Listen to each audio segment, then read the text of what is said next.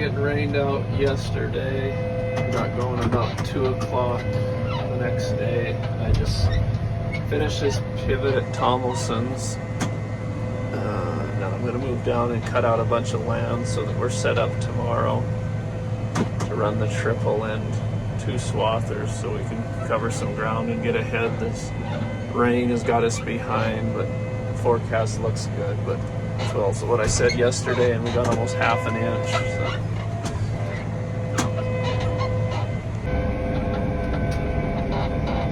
Starting at Rock Creek, and some really heavy Timothy hay. This piece is always super heavy, especially out in the middle there. Got good water and kind of subby, so it grows really good.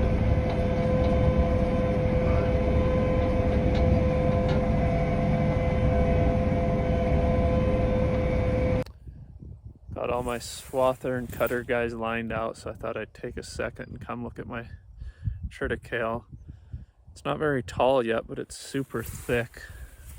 We sprayed out what little bit of weed was in it with the helicopter a week ago.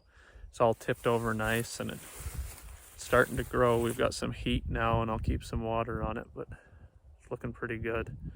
Hoping 2.5 weeks maybe it'll be ready to go.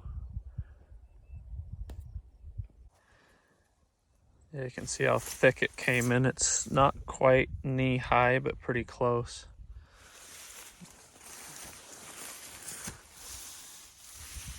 A lot of leaf to it. So if I get it early enough before it heads out very much, I'll have a good crop with some quality to it.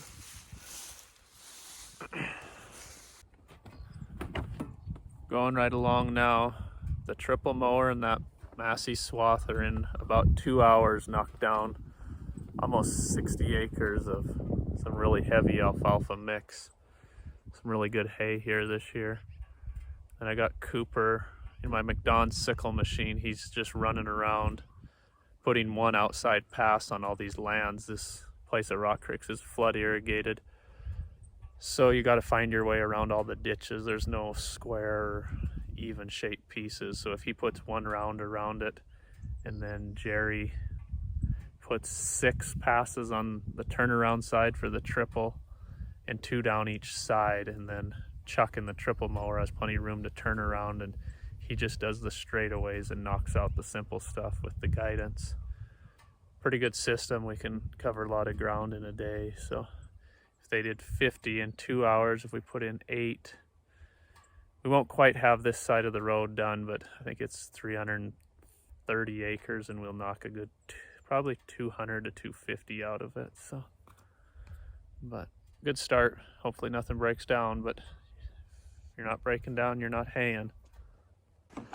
So this is what I'm talking about. That swather will put 6 passes on the end, which the swather you can tell are the wider. Windrose lays that 16 out pretty wide, and then the triple mower will just do the straightaways on the long side.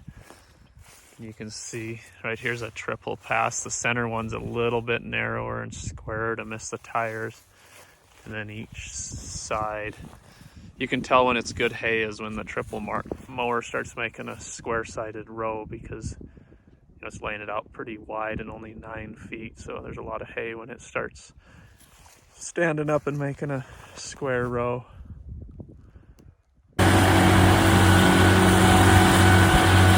Chuck's taking off on the triple mower, starting a new land, trying to set up his AB line to get it straight.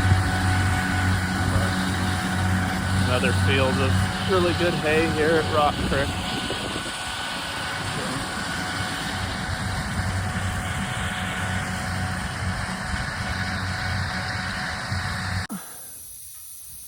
Well, looks like I gotta get my hay buggy fixed. First breakdown of the year. These tires are so good. I don't understand why it would get a flat.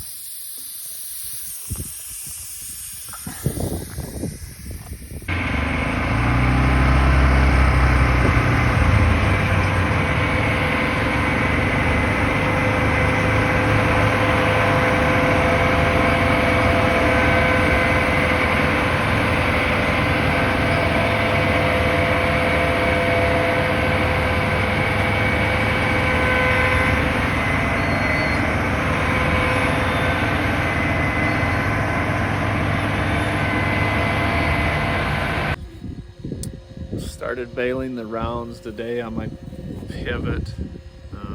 Raked and baled the rounds so they're out of the way so we could start tomorrow.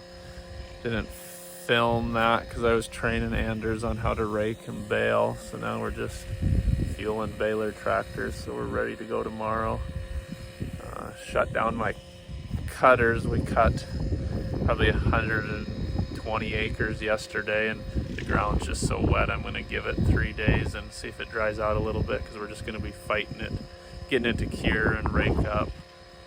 But we'll get this pivot done, and then probably in 2 days we can cut what we did, or bale what we cut, and then start up again once we get a little heat. It's just been so wet and not that hot, so nothing's drying out. Starting to rake some hay up. Raking this triple mower with this citrus rake. You can adjust it so that it actually roll the center row so that it dries better. My other rake won't quite do that, but this rake is adjustable enough that I can actually flip that center row so you don't get green spots underneath. And Anders is in the other rake, raking the pivot, and I'm doing the wheel line. And I got 2 girls, Amy and Brittany, coming to bale for me this afternoon. Starting to bale. Brittany in this case baler going.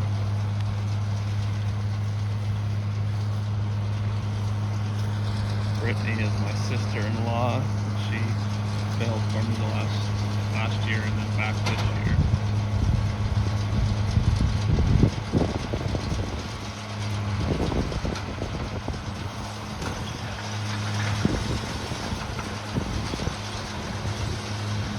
Another bale.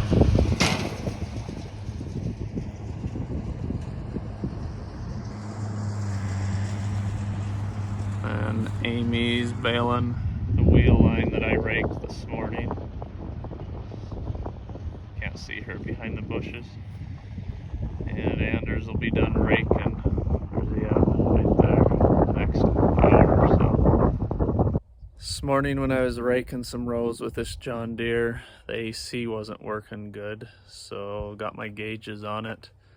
Gonna see what the pressures are.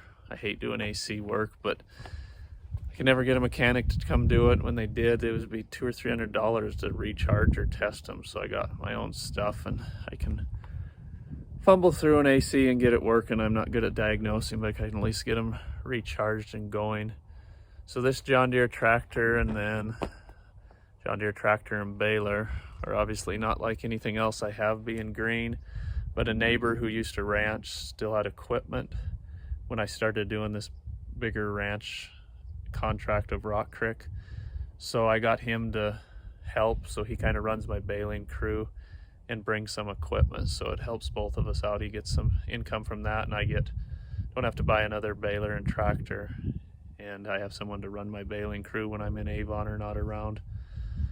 So we'll turn this tractor on and see what the pressures read and see if it's low. Hopefully it just needs a little bit of charge. Both balers are getting it done. Anders is finishing up raking. Got to move the pivot out of the way and go rake underneath it. And he'll be done and we'll move on to the next spot.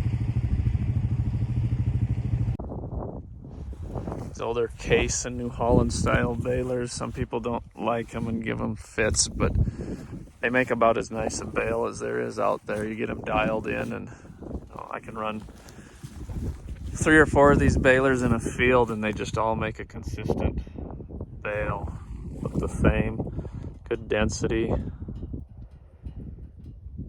But I just have a hard time. The Case dealership here doesn't want to give me support, so when I started upgrading, I went to Vermeer. I like some of the features on the Vermeer, like the built-in moisture meter, the scale. But I don't think they make as good a bale, not near as uniform and consistent and dense.